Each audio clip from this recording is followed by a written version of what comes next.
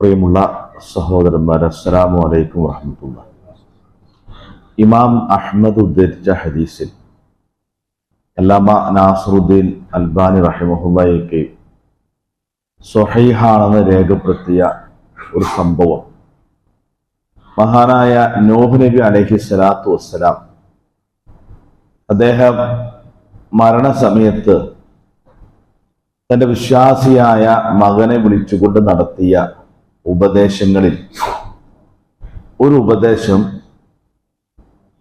അദ്ദേഹം പറഞ്ഞു, മോനെ, ഞാൻ ചില കാര്യങ്ങൾ കൊണ്ട് നിന്നെ ഞാൻ ഉപദേശിക്കുകയാണ്.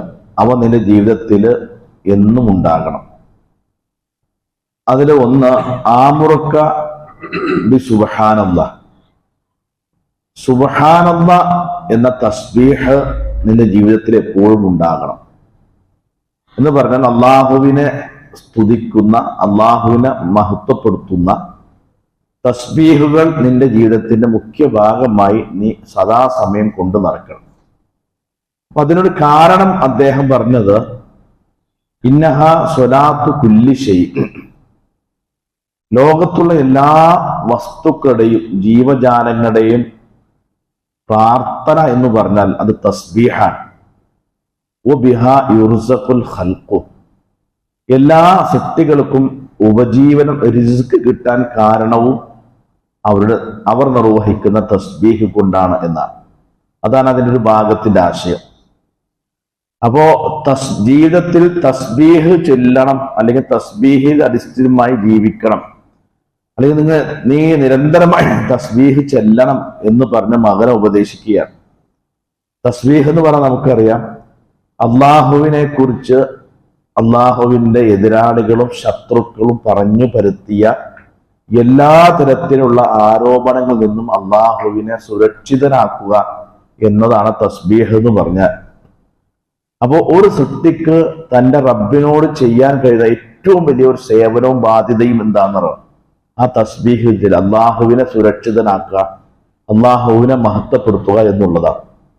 മാത്രവുമല്ല, ഈ തസ്ബീഹുകൾ നമ്മുടെ ജീവിതത്തിലെ പല കാര്യങ്ങൾക്കും പരിഹരിക്കപ്പെടാനുള്ള മാർഗങ്ങൾ കൂടിയാണ് ആ തസ്ബീഹ്. നമ്മൾ വെറുതെ ഒരു ദിക്ർ എന്ന നില സുബ്ഹാനല്ലാഹ് സുബ്ഹാനല്ലാഹ് എന്ന് ചൊല്ലിയതുകൊണ്ട് മാത്രമായില്ല, അത് എല്ലാ സൃഷ്ടികളുടെയും പ്രാർത്ഥന തസ്ബീഹാണെന്ന. അള്ളാഹുവിന്റെ സൃഷ്ടികൾ, ജീവനുള്ളതും ഇല്ലാത്തതുമായ എല്ലാ സൃഷ്ടികളും എല്ലാവരും ഒരേ സമയം ഒരുപോലെ പങ്കാളിയാകുന്ന ഏതെങ്കിലും ഒരു ഇബാദത്തുണ്ടെങ്കിൽ ആ തസ്ബീഹിൽ മാത്രമേ ഉള്ളൂ. അതെല്ലാവരും അതിൽ പങ്കാളികളാണ്.